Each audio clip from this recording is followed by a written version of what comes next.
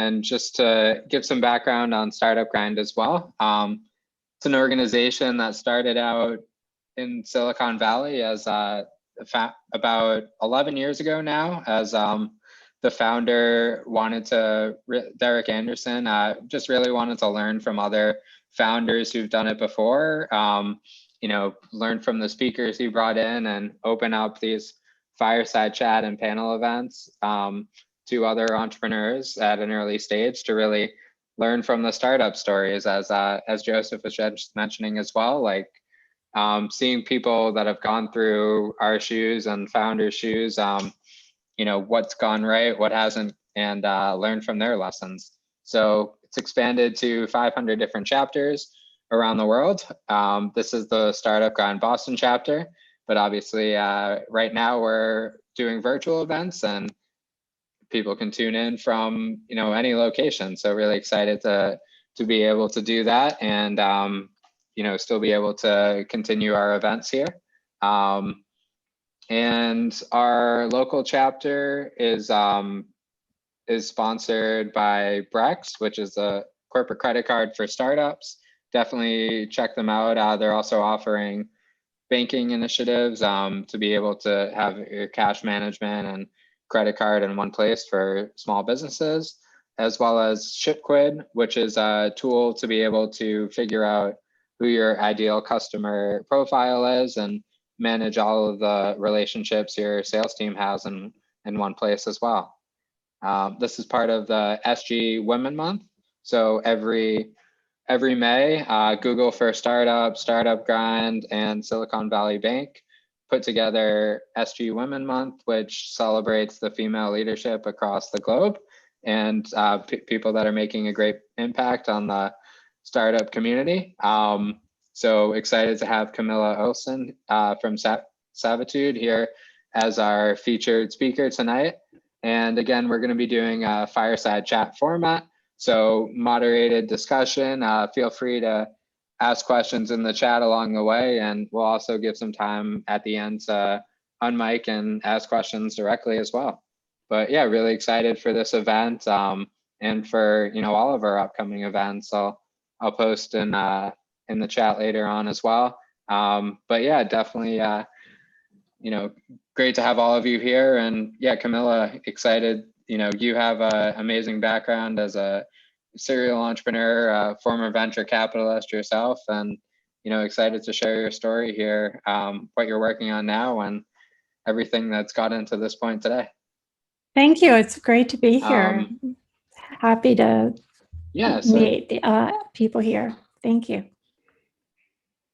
Yeah, just to kick things off, I would love to have you share a little bit about what Savitude is and what you're currently working on before we dive in. Savitude is an inclusive fashion. Savitude is inclusive fashion.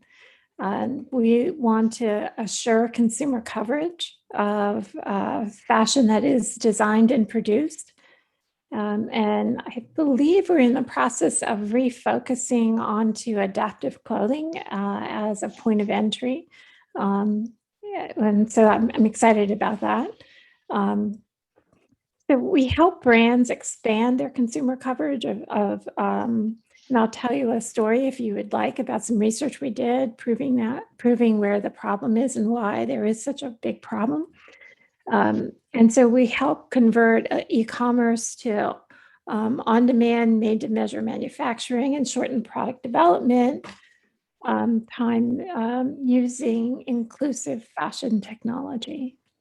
So we use a lot of AI, image recognition, machine learning. That sounds great. Always love to hear a good story. So yeah, excited to hear that story you just mentioned. So we've been doing this for 5 years already, but we're just entering the market with the product that we really think is right. But we went to the market with another product in 2017. So we started the company in 2016. It was started building a recommendation technology. based matching body shape to silhouette and design detail.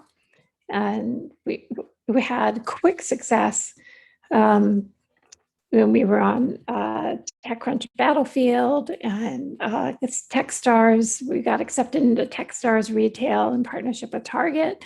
We worked with Target for 18 months and we proved an 11% lift with our product. We're very excited about all of that. But when we looked at the data, we found that there was an issue. While we were doing this study, we had 2.8 million people in the study. We kept finding some issues like, well, what are we going to recommend to these people? Because there really isn't a lot of clothes to recommend to these people. So we were finding that there were lots of pockets where there wasn't clothes that were designed for these people. And when we looked at it closely, we realized that there were a lot of people that weren't being designed for. And so we recognized that we had designed the right product, but too soon. That we had to solve the problem in the design studio first before we could really recommend clothes. So we knew we had the technology that could fix the problem, but we had to do a little bit of development work first. So we took that gutsy decision and went back into development to create AI design. So it was a high risk choice, but we went back in and we succeeded. And so that's the product we have now. We do AI design. But to prove our point, we have really strong visual recognition. And we analyzed the last 5 years of Fashion Week runway shows. We looked at about 10,000 images of looks that walked the runway globally with 11 seasons. And we showed that all 11 seasons are very similar. They have the same curve, where there's a peak of looks that flatter the hourglass body shape. And also there are two shapes that have larger busts, but smaller waists and smaller hips, the top hourglass and the inverted triangle. So the designers collectively around the world are designing for these two bodies. So the hourglass is the typical shape of models, and the other two are the typical shape of what you might call trophy wives, their typical client. But no, they're not designing for other women at all. But we laid on top of that the distribution of the population in the United States. And it's really the inverse of what's being designed.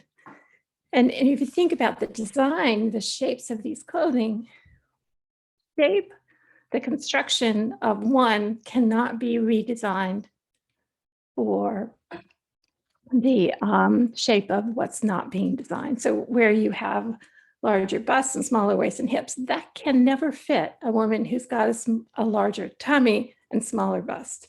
It's just not physically possible. So by doing this study, we understand why there's so much clothes being thrown into the landfill every year, because people are designing too much clothes we're designing too many clothes for women who can't wear it, and all that's going into the landfill, and we're not designing enough clothes for women who need to wear clothes. And so what was, no, I really like how you describe, how you found, you started with something in the same space, but found an opportunity here that was really being underserved in the market and redesigned. Took the risk, like you said, going back to the drawing board here and redesigning the whole company around this new direction here. Yeah, the fun part is it's the same technology, just going backwards. Right. Yeah.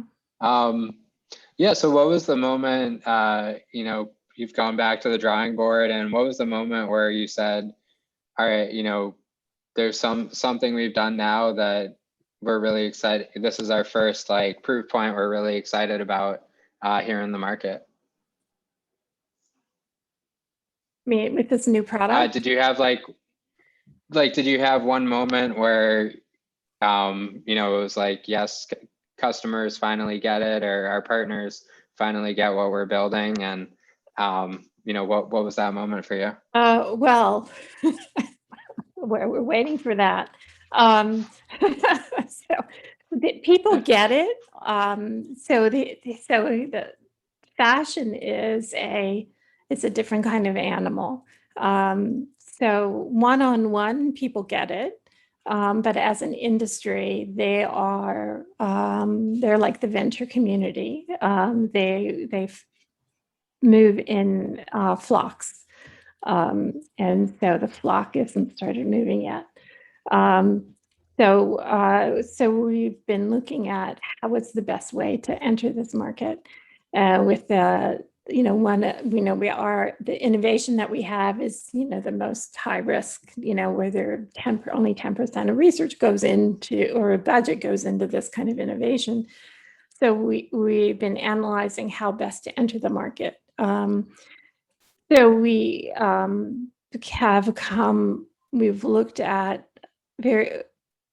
we've worked with people in Italy, in Milan, actually in the luxury industry, to really understand fashion at its best, to really understand where we can really fit in.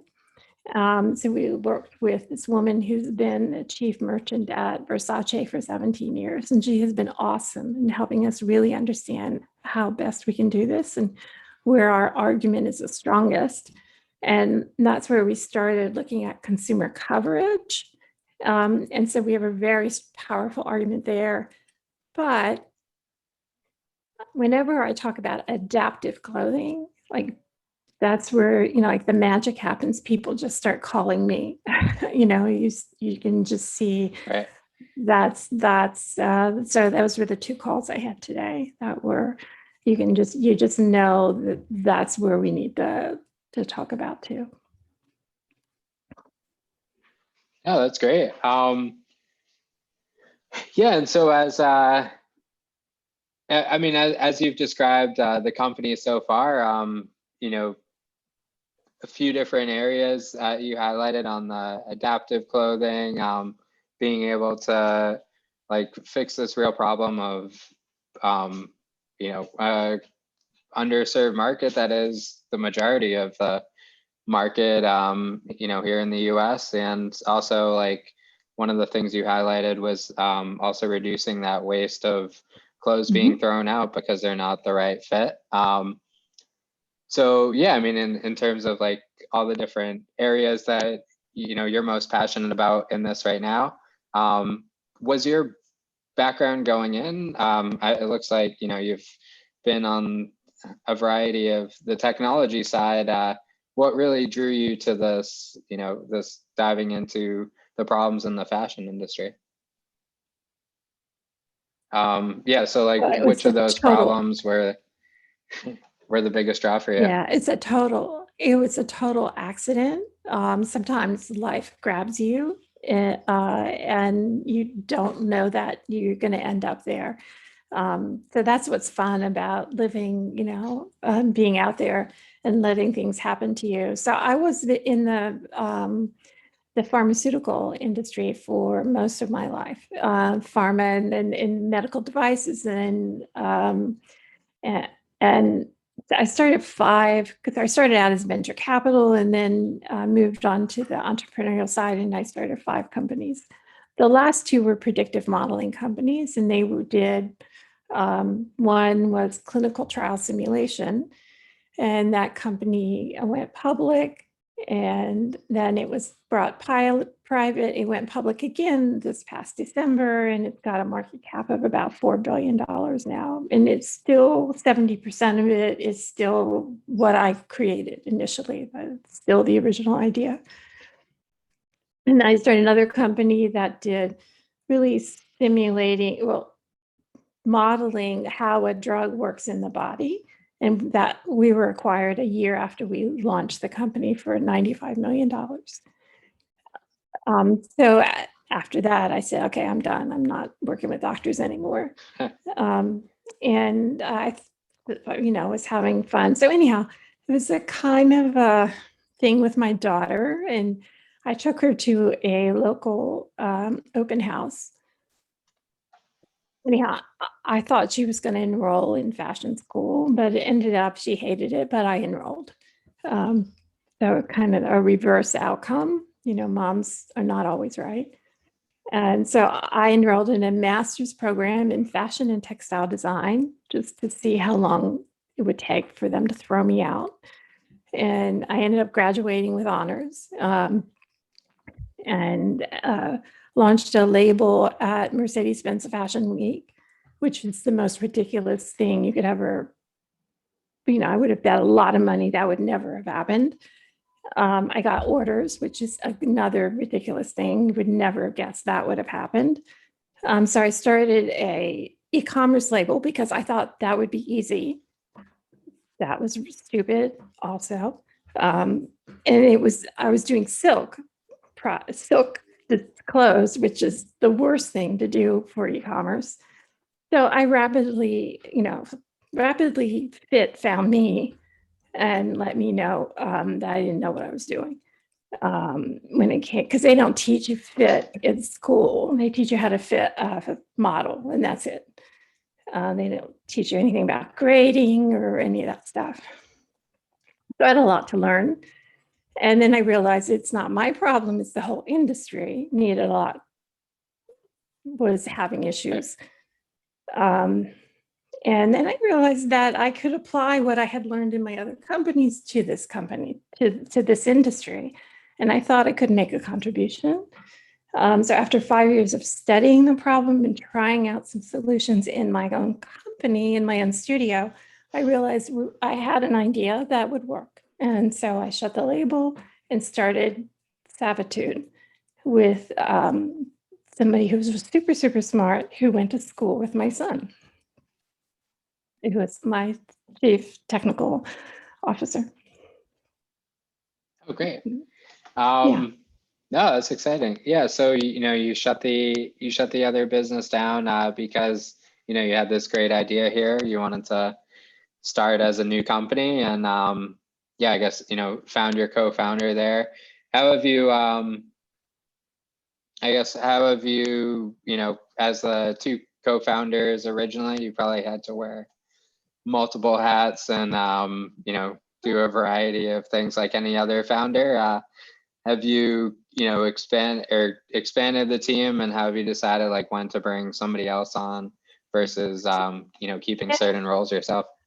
Well, so he lives in Ann Arbor, Michigan, and I'm in Palo Alto, but he grew up here in Palo Alto. So that's been, so of course with COVID, being remote was normal for us. And we've brought on engineers, and they've always been in Ann Arbor. So that's been his responsibility. And it turns out he's a very good manager. He's an excellent, technology architect. He's brilliant at solving technical problems. So he was a very, very good bet. He can do a lot more than what you might think he's doing. I brought a couple of people over from my original label. A woman that I actually went to school with helped start the company. So I've been working with her since my first day in school. She's still with us. She's our fashion architect. So there are 4 of us in the company right now. Okay. So we've been doing this with a really small team. Yeah, no, it's exciting how much you can build with small teams now that, especially if, you're able to manage still have like an outsourced engineering team and some of the other aspects you mentioned as well. Well, we don't have anything outsourced. We have everything internal. But for us, the cool thing is that our first product, we repurposed everything for our second product. Oh, great.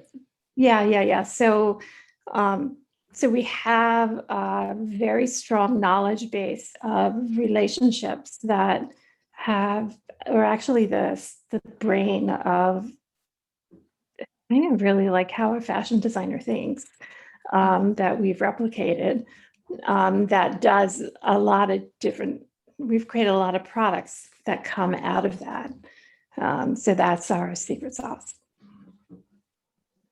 So what is, I mean, with this business, you've had a variety of like success and different outcomes in the past. You know, you've had the quick exit on a business you started. You've been on the venture side and building, you know, being a part of like venture scale companies that way, and you know, some longer ventures in there as well. So, you know, what is the goal with your company here? You looking to go the like venture capital route, or build more of you know, I guess, yeah, what type of business are you looking to build with this company? I want to, so the goal is we're very clear on the goal that we want to reduce returns, reduce what goes in the landfill.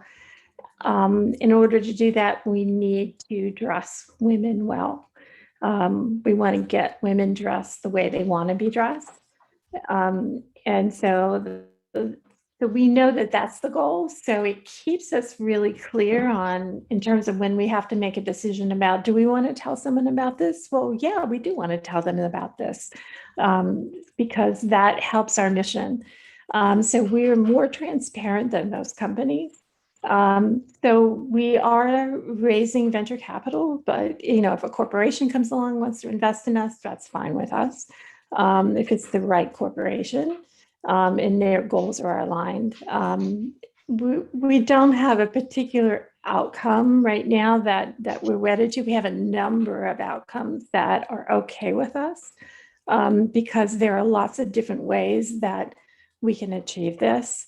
Actually, there are like 10 different outcomes that we have that can achieve this goal.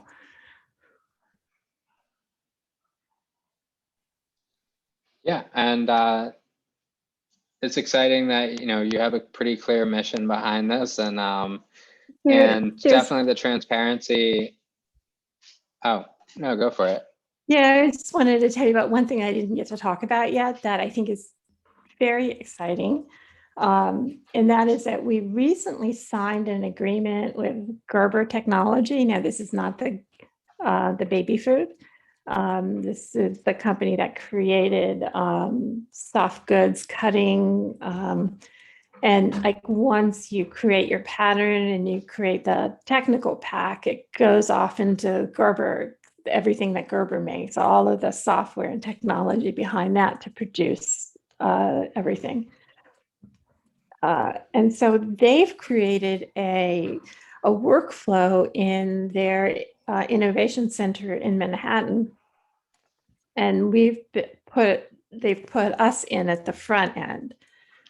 So what we've done is we've taken them from 81 SKUs to in the tens of millions SKUs, and the whole workflow goes from the order to finished product. That means a sewn garment in 1 hour. So their workflow has 3D printing of fabric, and automated cutting, and then everything in the order is sent to the sewing machine. So the person who's sewing it, all the stitches are preset and everything, can quickly sew it up, and then it's done. 1 hour. Oh, wow. Yeah, it's very cool. So that's on-demand manufacturing done really nicely. Oh, that's perfect. You're able to plug right in and have, I mean, that's an exciting milestone itself. And, also having that to be able to share to other partners and customers on like clear example of how you're able to plug into the system there. Yeah, it is cool. It's very, very exciting and fun. Yeah, in terms of,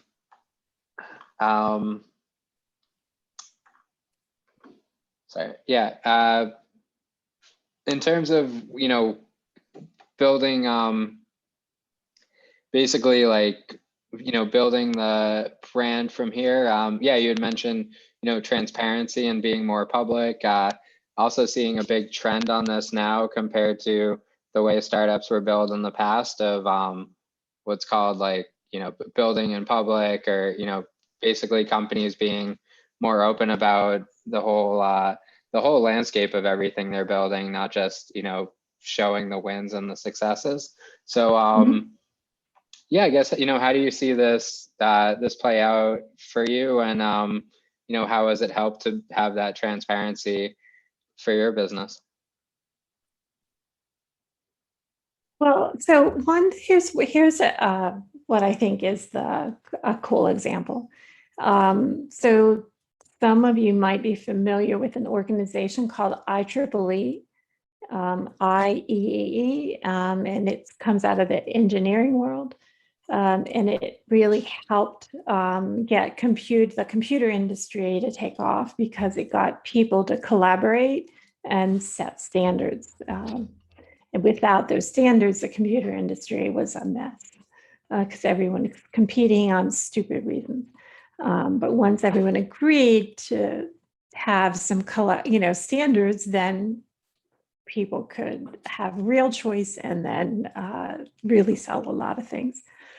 So right now there's an IEEE group called Body Processing. And off of there, the 3D body processing, and off of there is a fit group. And I was asked to be part of both of those groups. And so I was really excited about being on them. And then I was surprised to find that I didn't realize other people knew this, but they realized that there's no correlation between fit and 3D. You may know that if you follow fashion at all right now, the latest trend is talking about 3D. Now 3D is going to solve every problem. So everyone's trying to spend money in implementing 3D. Well, 3D is great, but there are issues with it. It's certainly not going to solve fit. So we've been talking to them that body shape really can help be the link between that. And so we've been able to help communicate that and move that concept along. And we've brought in a lot of speakers, a lot of people in the industry, and getting lots of different points of view to get that decision, where is that going to go? And right now I'm helping to put together a non-vendor specific definition of what this should look like, or what this could look like. And so I think it's very exciting to actually put something out there that's actually going to be helpful to the whole industry, that I know works, and it's going to be non-vendor specific. And I'm excited about that. Yeah, no, it makes a lot of sense. That you're in a space here where you're changing, you're changing the fashion industry, and the more education everybody has on that, why there's an important need and what's possible with technology like yours, the better all the companies in this space are going to be. So are you seeing, We hope so. Yeah. Are you seeing, this possible, are you seeing this basically play out for the fashion brands as well? Are they interested in, the like fashion labels? I'd say more of the corporate brands, or more like up and coming startup brands being like open and accessible to new technologies being implemented in their processes? We will see how that goes. If you read the latest in the press, I'm reading that the expectation is that enterprise is having, the future of enterprise is full of change and adaptation, and that the future really is SMB and direct-to-consumer brands. So that's what people are looking at. So I think people with technology companies probably focusing more on the newer companies, but not too small companies. So there are issues with SMB. So you have to pick your spot. And yeah, Joseph mentioned that, yeah, you have a question here. Yeah, feel free to jump in and ask. And actually, Ms. Robbins should be asking the questions because she is more knowledgeable in this space than I am. But I have a business question to ask you. As everyone is always taught to be different, what makes you different, and what do you try to fight for? Apparently, you are, and I applaud that. But I just want to know, how did you get to that solution? Because you pivoted, and did you do a market survey, or how did you find out that what you thought the market needed wasn't what they really needed? And now since you changed your direction, what was that point of saying, we're no longer going this direction, we're going this direction? What process did you use to come to this point? That might involve some psychiatry to really answer that honestly. But to really, when things are in motion, it's never as clear what is going on and what you're thinking. I'm just going to be really brutally frank with you. We looked at a lot of different things, and my team was like, Camilla, really another idea? What's, just to be honestly, every day it's like, what is going on? When things aren't working, you look really stupid, you feel really stupid, and you're searching for answers. And so finally, you just have to pull it together and see if you have a coherent story. And it takes a while for that to gel. So what made this gel? I have a pretty good sense of where things are going and reading. So you do a lot of reading. You do a lot of talking to people. You don't get this from surveys, because this kind of information doesn't come from surveys. It comes from, I think, a lot of lateral thinking that I have been doing throughout my life. It comes from a lot of my training from surviving a childhood that is just instinctive in me. And it's just part of my character of what kind of things I pick out and look for. So I notice certain things all the time. So there's a long period where I was like, what is going on? I don't understand this. I really don't understand what is going on. And then there's a time when I'm like, I think this is what's happening, and I think this is what we have to do. There was a moment when I asked Jason Calacanis, I was in one of his something he had, and I said, Jason, I think we can do this. I think we can do AI design. This is what we're doing now. I said, but it's a high risk thing. Do you think we ought to do it? And he said, yeah, but you got to stop doing that other thing. And it's going to be hard. And you're going to want to keep going. And that's going to be the test. Can you stop doing the other thing? And that was really good advice. We stopped doing the other thing, but we left it on Shopify. We just left it unattended. We should have cut it off. We should have withdrawn it. But we did stop it. We stopped all activity on it. And that, so that conversation gave me the courage to go forward on it. Just, I don't know, trusted his instinct, It just was the tip. He gave me the confidence to believe in my instinct. Yeah, that was that. I think that was the moment. Talk to someone, Oh, that's great you advice. respect.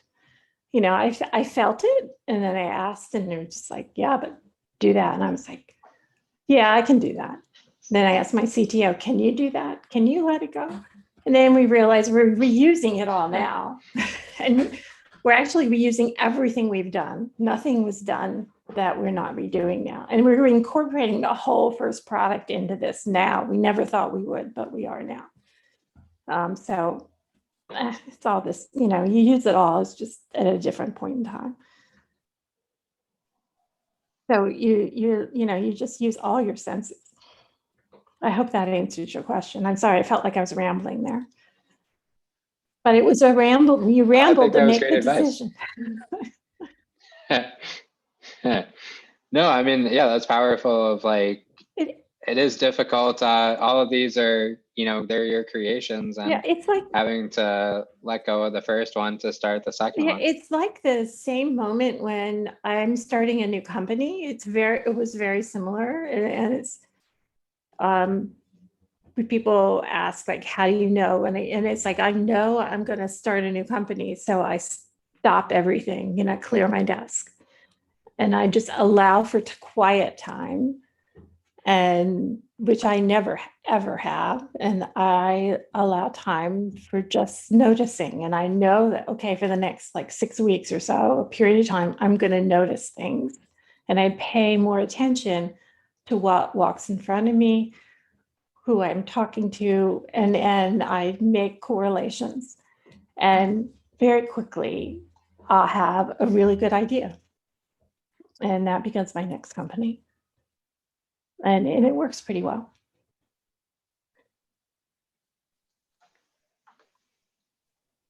Yeah, a couple other questions here. So from Robin on the clothing itself, is it for the adult market and for women specifically, or well, how do you figure out who to target there?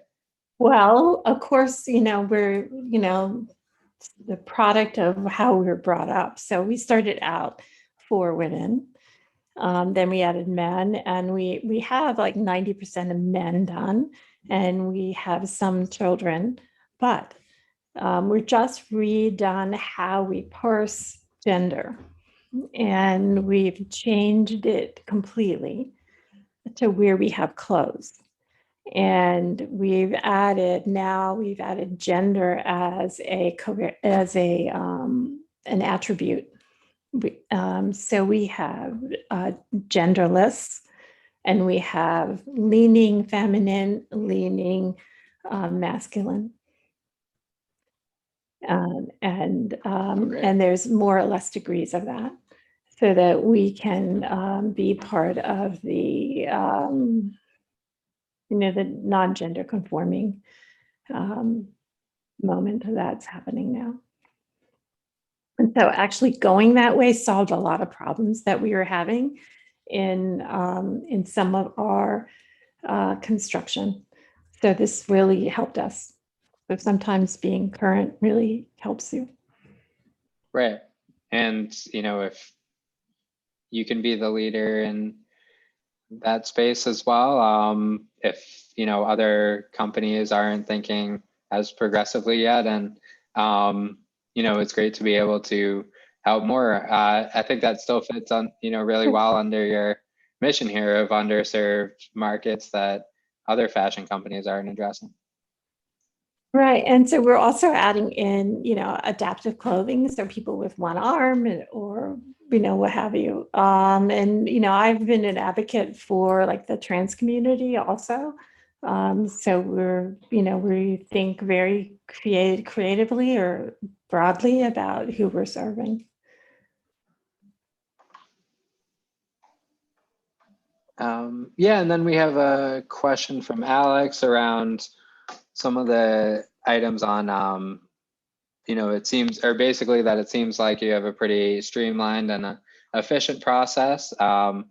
So, is that something you're considering comparing it to industry standards there. I guess is efficiency in the way the production is made a part of the value proposition here?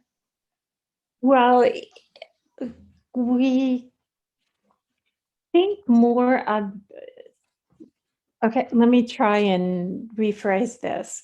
We Sure. did take into account our product development time, and we did a beta test, and we took into account how much time was saved, and we saved at least 4 weeks. So that's a lot of money in just doing product development. So this is for 1 season. So with our beta tester, her designer had COVID, so her designer couldn't do it. So they used our technology instead, and she got it done faster. And she thought she had a really cool product. She really liked it. So that was clear evidence. I mean, it was a lot easier for her to do. But she's, we recommend working with a designer because the designer knows how to get the best designs out of it. But you don't have to be a designer to use it. So with respect to supply chain,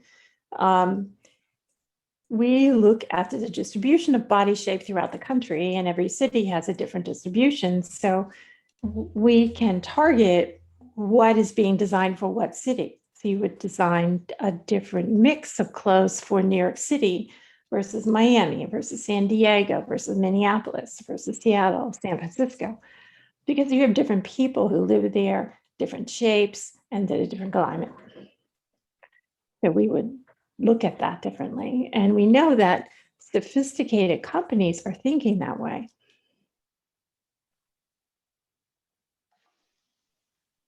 And so are the are the companies, or I guess who are your biggest proponents and advocates? Are they the companies themselves or the designers that can utilize this and make their job easier? Who are the people you want to reach out to connect with? Our first target market are merchandisers. Designers we were in this program in Milan, talking to designers, and literally they believe that designers get their creations from, and I'm going to tell you, this is how they speak to me, from God. And that's literal. So you don't mess with that. You just don't even go there. And so talking to merchants is at least on earth. So you can have that conversation. And they're fun, charming people. I love merchants. And they interact directly with designers. In fact, they give the brief to designers of what to design. And that's what we're changing, is the brief. So it's natural for them to take on the job. So that's who we talk to. Great. Joseph has another question as well. Feel free to jump in there. I am not going to ask the same type of question. Hopefully this will be a little easier. I really appreciate of how you were so descriptive of how you're trying to help our fellow men and women and children, as you pointed out. So all ages, from youth to old people like me. And so I appreciate that. But my question is kind of on the same road as Robin, that how about individuals with disabilities? You did speak that you can fashion it to the body shape, yes, but have you thought of individuals, for instance, like maybe children, to have some kind of detectors or names inside of the shirts, or people with Alzheimer's, so just in case they wander away from the family environment, they know where they are at in the town or the city, or even different levels of the apartment building or hotel. I don't know if you thought of something like Yeah, we haven't gone down the IoT route of, adding in electronics at all. What we have thought about is really the adaptive community, people with one arm, and, giving them the ability.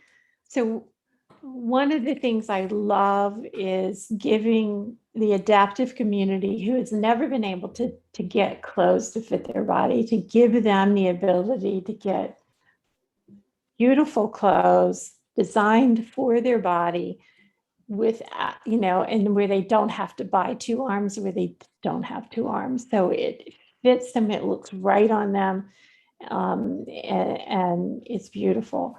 So I think we're going to be doing a contest that I know that there's a meeting coming up in September, and they're focusing on formal wear. So this just happened this afternoon. We had the conversation. So I think we're going to be, I'm considering doing a contest with the designers to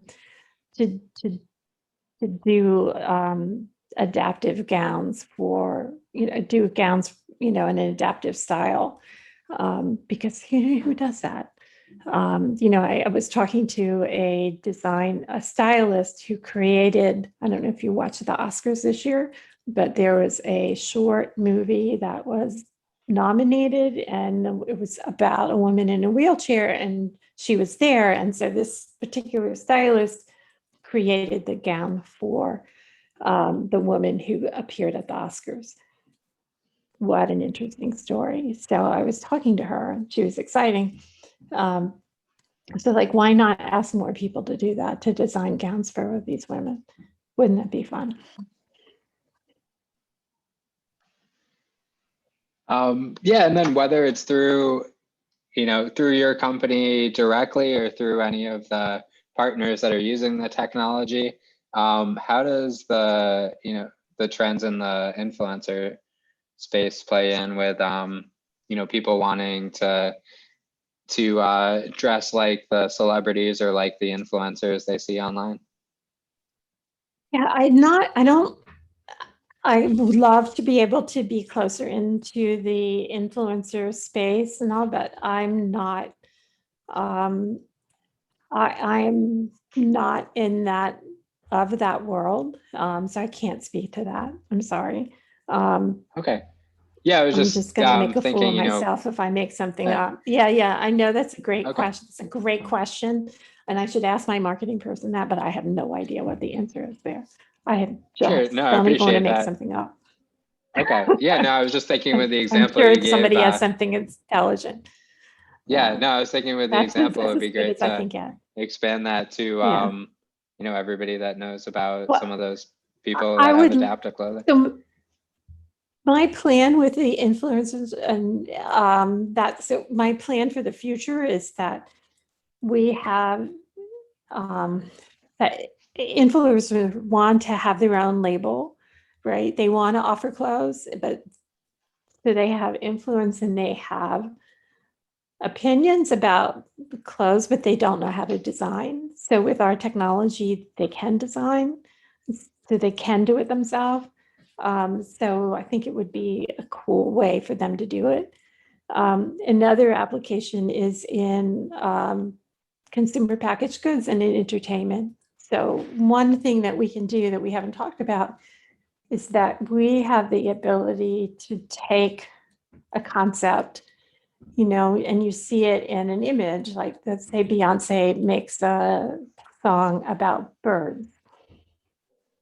So we take pictures of birds, put that in our system, and then our system will design a dress with theme and design details that come from birds. That it won't be birds painted on it like a graphic tee. It will be in the seams. And so what we see, and that is, no one's ever done that before. And we have a patent application on that. So I can see that being huge in the music and the entertainment industry with movies and all coming out, instead of doing graphic t-shirts, of just having little capsule collections representing your song or your movie.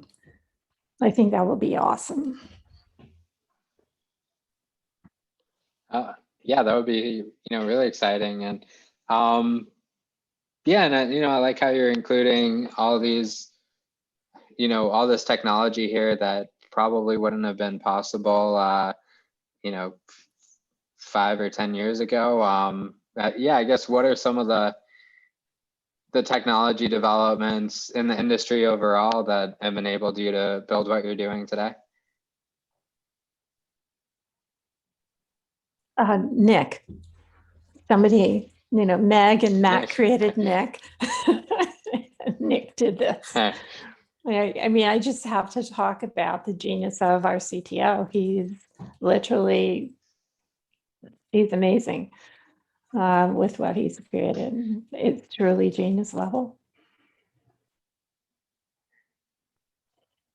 Yeah, no, and it's impressive how how powerful this is from Google and Apple have been trying, and Amazon have been trying to do this and haven't done it. And we have done this. So, I mean, I don't want to understate this, but literally they try to do this, and people write about this regularly, their little attempts at doing this, and they use scans, which take forever, are uncontrollable, use up a lot of energy. We do it, it's very fast, it's highly controllable, and beautiful outcomes. It's exciting. Yeah, no, I like how you highlight. I mean, it's always in any startup, the team behind it that makes it, not just an idea, but a great company. And you've done that with your, yeah. I mean, what's relatively small team that's had a lot of success so far, and still still getting started here. So a lot of exciting news to come in the future. I think so. Yeah. Yeah. So what are, I guess, oh, there we go. Yeah. So what are the best ways for everyone here to continue to follow along with the story and everything you're building at Savitude? So you can, we're very active, really on LinkedIn mostly. So obviously you can follow me or the company on LinkedIn. And then on Twitter or Instagram. And so we're either Savitude or Savitude AI. So, don't go on Facebook. I mean, who wants to go on Facebook? But Twitter or Instagram. We have a little presence on TikTok, but not that much. And you could always reach me at Camilla@savitude.com. I love to get messages from real people and not spam. Sounds good. I think we're all real people on here. Yeah, I think so. No, really appreciate that, and all of your insights here. Yeah, everyone, I'm going to post our main website in the chat as well. This is also going to go, and we do have a couple upcoming events, including, or actually, I'll just mention them real quickly here. We have an event with Dimitri Shapiro, who's the CEO of Koji and the former CTO of MySpace, on June 9th, and then a pitch competition that you can apply to and also attend. The event will be June 16th, but actively taking startup applications there. So if you click on the event page, it'll have access to apply directly through the pitch.tech website.